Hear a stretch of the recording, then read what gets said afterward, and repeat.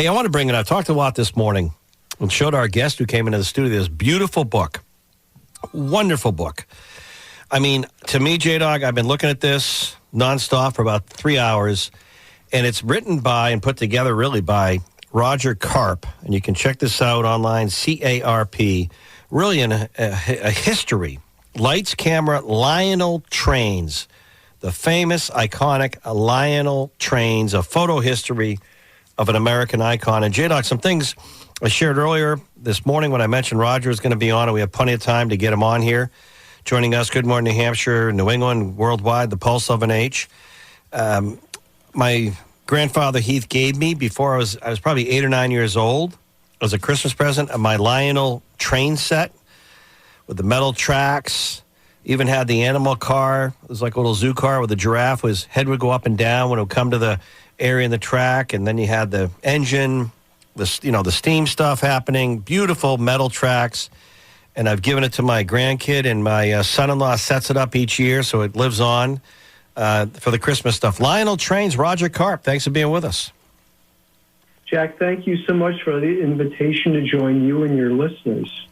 This, and I've actually, I don't like to say it on my show, but I do. I did it a lot when I was published and when they were promoting it, but I've written a few novels. This book, this hardcover book, it is wonderful. It is beautiful. Thank you. It is a work of historical art, fun stuff.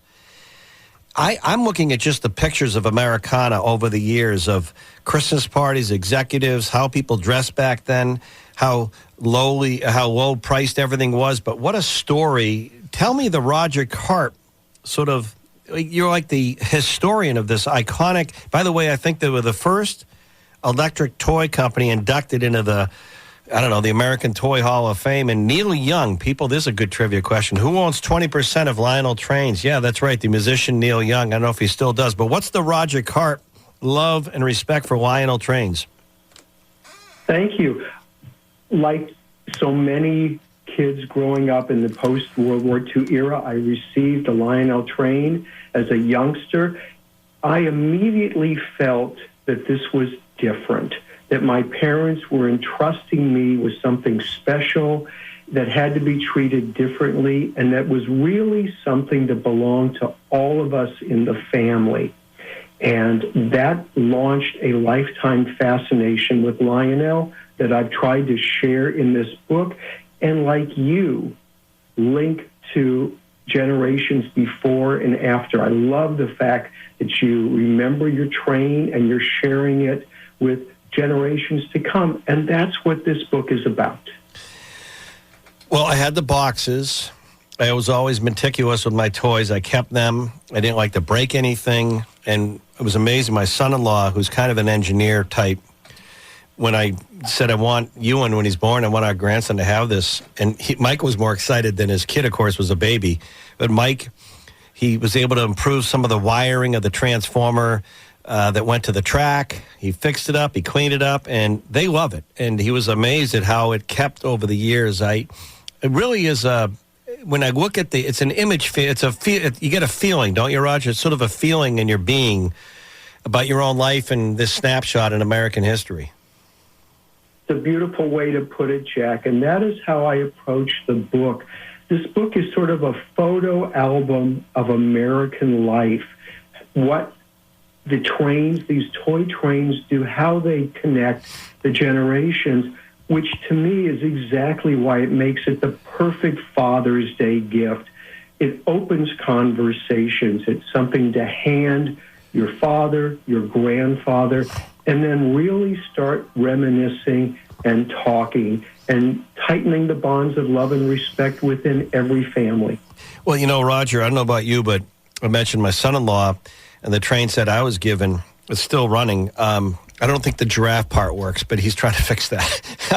It used to literally pop up and down when it would go, and I hit a certain thing on the track, the animal's head was go up and down, and my friends love that. But I can't tell you the number of Christmases. And then in my own family, when I became a parent, when I was a kid, everyone said, oh, Jack has to have that Lionel train going around the living room. Don't step on the tracks.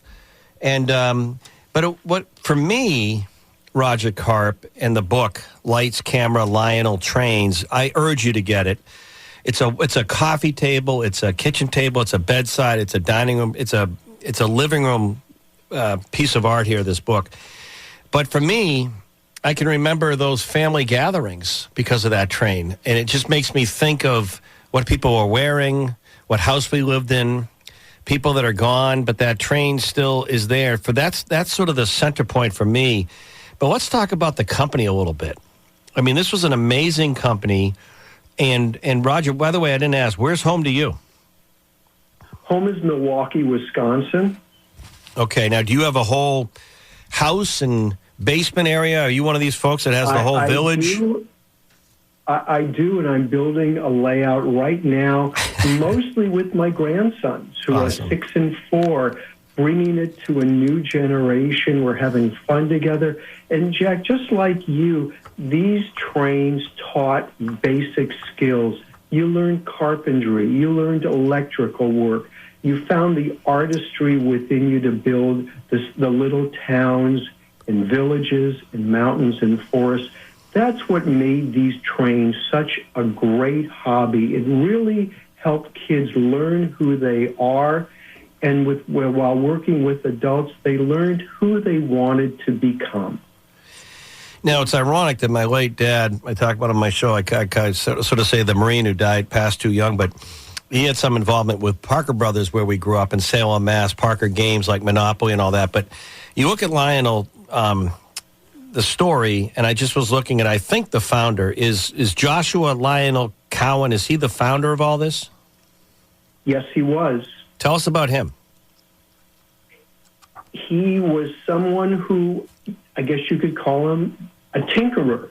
He enjoyed tinkering with electrical devices, and electricity was such a magical, novel concept back at the turn of the 20th century, and he realized he could use it to power these electric trains. Amazing. One of the things that I remember when I would interview former employees who were elderly back in the 1990s, they emphasized to me, always think of Lionel as an electrical appliance company.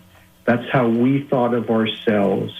We were as good as General Electric or Westinghouse. And as you say, your trains are still running. Those trains were made to run forever. What a story. Now, at one point I read that in the early years they sold $25 million in trains in 1 year, but people have to remember $25 million back in, let's just say 1950-something. I don't know, it's probably $500 million or $1 billion. I mean, seriously, it's a whole different game, but it became a pretty serious company, did it not, in terms of locations and employees, and people had whole careers there? Very, very much. And I couldn't help hearing before you mentioned fishing. Ironically and interestingly, Lionel diversified in the 40s and 50s with a line of fishing equipment. Really? Didn't do as well as they'd hoped, but again, it was an innovative company, still is around today at 125 years. Now, what made you want to, you have this passion with your grandkids, you had the train at part of your life, but certainly, and I always said this, writing a book myself on the Salem witch trials or about my own family and history, writing a book, especially like this, you must have had incredible cooperation with the company, because your pictures are amazing in this book of like board of directors, companies, products, advertisements, Americana, really. You must have had great cooperation with Lionel Trains, but what made you want to actually do all this? Because this is not a small undertaking. This is a beautiful, not a little pamphlet. This is a hardcover. I mean, it's a gift. It's a gift. It's a wonderful gift. What made you want to do this? Jack, thank you. I've been working for Classic Toy Trains magazine for almost 40 years, and over that time, I've been fortunate to collect a lot of photographs, to have access to archives, and so I just began, it was a personal challenge. Could I take the photographs I had, could I write something meaningful about them that went beyond the trains and looked at American culture, American life, and really understand why families had treasured these, why celebrities like Rita Hayworth, Betty Grable, Joe DiMaggio, Harry Belafonte would pose with them, and in doing so, they didn't look silly. Instead, they looked approachable. They looked normal. They looked boyish in many cases rather than childish.